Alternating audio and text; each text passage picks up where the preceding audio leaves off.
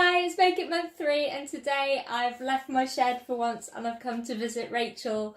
One of the reasons I've come to visit Rachel is because so far this month we've been doing a lot of forming, but it's all been forming metal around tools. Like this ring mandrel, which is damaging the table. Whereas Rachel does her forming slightly differently. And then we're also going to learn a new forming technique and sort of demo that a little bit.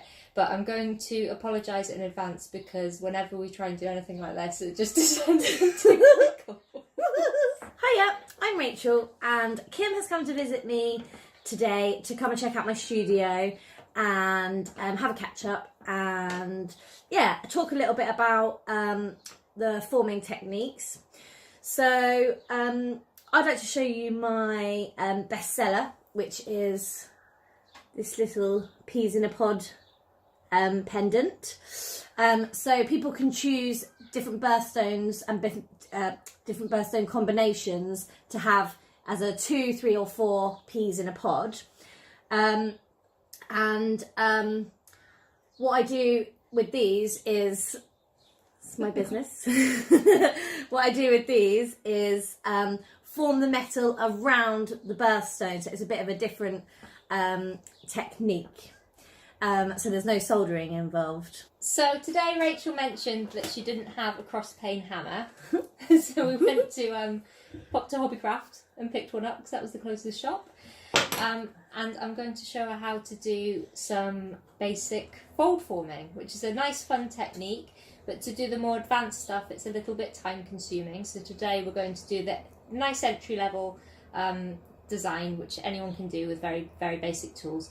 And we're going to go about it 2 ways, so one way using a sword cutter and one way using a shear. But the first thing that we need to do is take our little bit of metal, this is 0.5mm copper, and we need to fold it in half. So to make it easier to fold in half, we're going to score a line down the middle of it. And you can either go lengthways or widthways, depending on if you want to make a longer thing or a squarer thing. Okay, so we've got 2 bits of copper. Rachel, you've decided you're going to score yours lengthways, haven't you? And I'm going to go widthways with mine. So all you need to do is find the middle and score a little weak point. The point of the scoring is to weaken the metal at that point, a bit like when you score paper to get a nice crisp fold. Now, because we are a little bit time limited, we're not going to score that deep, so the weak point might not make a huge difference. We're just going to fold it by eye because it'll be accurate enough. But if you wanted to be more accurate and fold it exactly in half, you can use your set square, mark it out and score a proper recess about 1/3 of the thickness of your metal through. And you can use a triangular needle file to do that, or a sharp thing, or sometimes people use attachments on the Dremels. It's just removing some of that metal to make a weak recess. And then when you've done that, you hold that line over the edge of your steel block and you're going to hammer down. Okay. Start forming. Okay, so you're going to hammer, you've lined up the edge you've weakened with the edge of your bench block, so just a nice sharp edge on the former. Start to hammer down, it should start to fold at that point. Keep hammering as much as you can. When you can't hammer it anymore, you can lift it up. Or I've cheated and I've just literally folded mine over the ruler. But if you keep going, just so it gets a little bit tighter, you want to aim. Can I fold it with my hands? Like that. But yeah, if it's soft enough, just it fold it with is, your hands. And then when you get your sort of little book shape, the folded edge will still be quite round, so that's when you want to put it on your bench block and just hammer it nice and tight. Oh, it's not very straight. It's not very straight. That's alright, keep going. So there? Tight as you can get it. Right.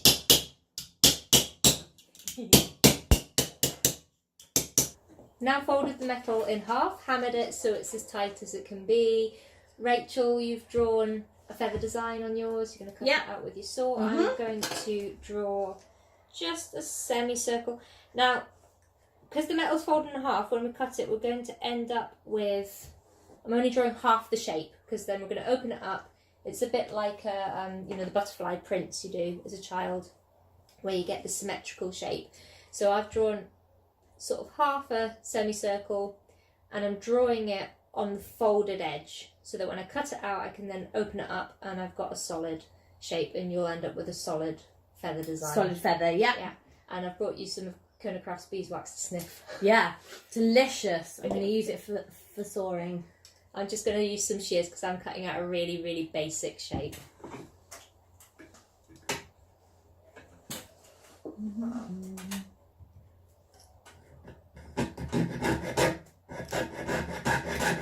Yeah, it makes it much smoother, doesn't it? Yeah, it's good, isn't it? Yeah. You never waxed your belly before? No.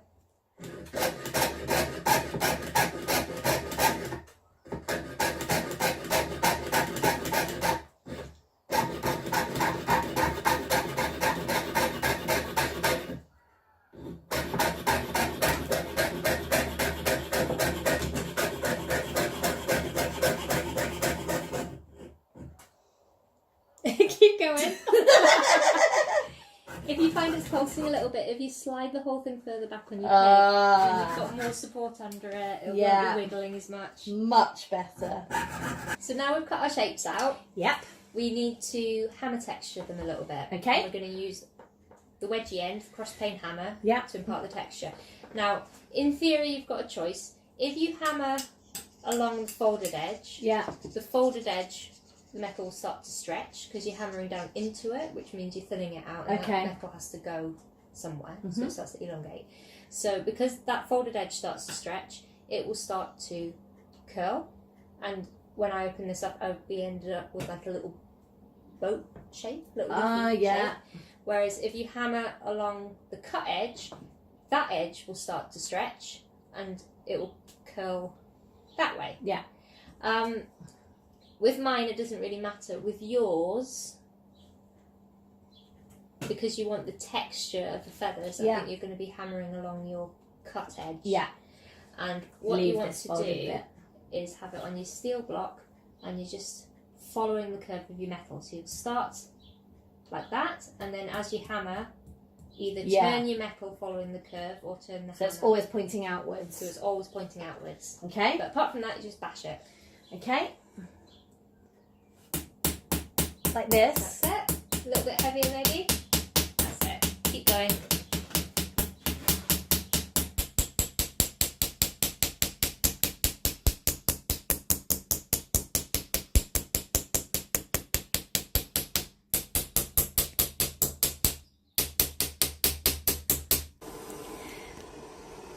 So Rachel and I have just finished hammering, and as you can see, we've hammered on the cut edges and the metal has started to stretch and curve on the folded edge. With advanced fold forming, if we kept hammering, so maybe stop it, anneal to soften it again because these have gone rock solid with work hardening, all the hammering. Anneal it, carry on doing the hammering, and it would start to stretch more along the surface that you hammer, and therefore it would start to contract and bend more along the surface that you're not hammering, and eventually they spiral round themselves. But now Rachel's just going to anneal it with one of her many, many torches.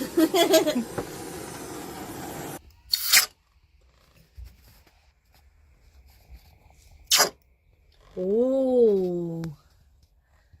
Okay, so now you've annealed the pieces, Yep. quenched them in the cold water so they're nice and cold, so now you just need to prise them apart. So you can try doing it with your fingers, or you can use pliers, or anything to jam in there, but if it's something metal, you just need to be careful you're not scratching your metal. Yeah. And then when you open it up, Ooh. you should be left with some really pretty colours. Wow. Yeah? Oh. Then you've got your little... Oh, you've opened yours up loads. And I've got my vagina jewellery. An ode to the baby that you've got on the way, so I'll leave this as a little reminder gift. Oh, thanks. That's mine. Looks quite vagina-y as well, to be honest. Cool. It looks wow vagina-y. So, can you see the colours are quite subtle? Yeah. And that's because your blowtorch, because we're outside in the workshop and it was quite cold in the workshop, so the blowtorch was struggling to get the metal up to temperature, so it wasn't going that bright red that we're aiming for. So the colours are quite subtle, but they're there. Whereas if you got it hotter, the colours would be even more vibrant. Right. But one of the things we were discussing is doing some flame colouring in a minute, so I'm going to show you that. So what we've got here is a little offcut of copper from before, and I'm holding them in the cross-action insulated tweezers. It's really important that they're insulated because I'm going to be putting the heat onto this. But apart from that, I'm just going to dip in with the torch, do little areas, and in a second, when it gets a bit of heat into it, the colour's going to start changing.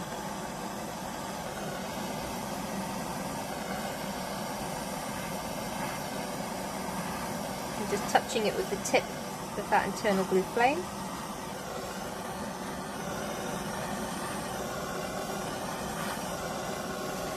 Oh, nice. Camera picking that Yeah. up. It's that oily colour.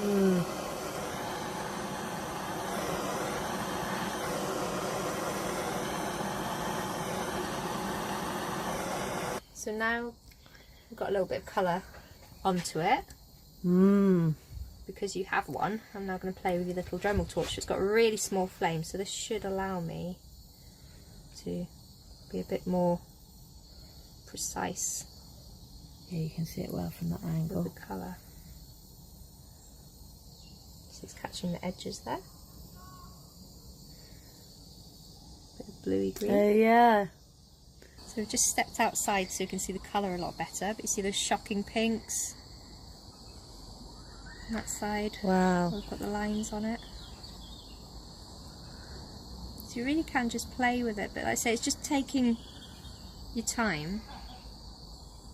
Doing a little bit, moving on. Doing a little bit somewhere else. So many colours. It's just a lot of fun to play with, and especially if you think this is just a little offcut. There we go. Nice.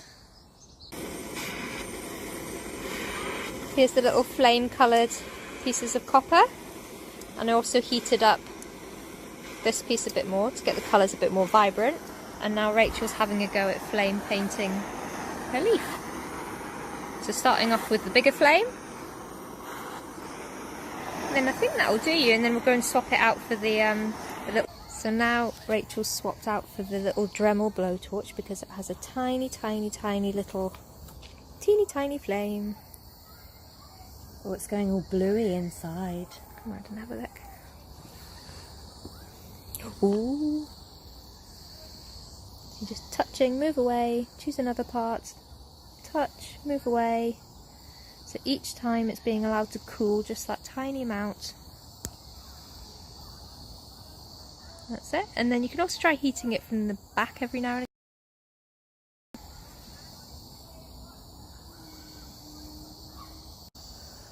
Look at those blues.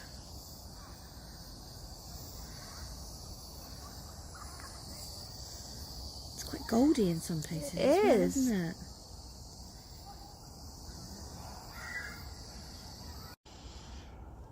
There we go. So your first go at flame colouring. What do you think of it? Yeah. Because you don't like copper, do you? You were just saying earlier. It's definitely not your No, I wouldn't. metal of choice. No, it's not. But like the colours that these have gone is quite amazing. It's gone like almost pearlescent with all the different colours. Like I'm really shocked that copper has actually done that. So it was really quick, wasn't it, as well? Yeah. Like I say, considering you've not done it before, and you've got absolutely amazing. Look at that blue. Yeah. And lovely, like orangey red Autumnal colours on the back. on the back. Yeah, I'm really surprised that you can get that from copper, to be honest. So there you go, little entry. And colouring it. Just notice that Rachel's got some Renaissance wax, which looks like it's never been opened, but it has. It has. Once. Renaissance wax is basically a barrier to stop the air getting to your work, and if you can stop the air getting to your work, then the coloration is more likely to last longer. So whether that's just super shiny silver and you don't want it to tarnish, or if you've oxidized something and you want to keep that as long as possible, or if you've coloured something and you want to keep it. So all you need to do is... How much do I put on? That should do it. Like that much? Yeah, and then just rub it all over the piece that you're wanting to protect. Leave it a few seconds and then get a clean bit of cloth to the other side of it and just give it a buff back off. But the nice thing is it doesn't change the look of your pieces, it is completely clear.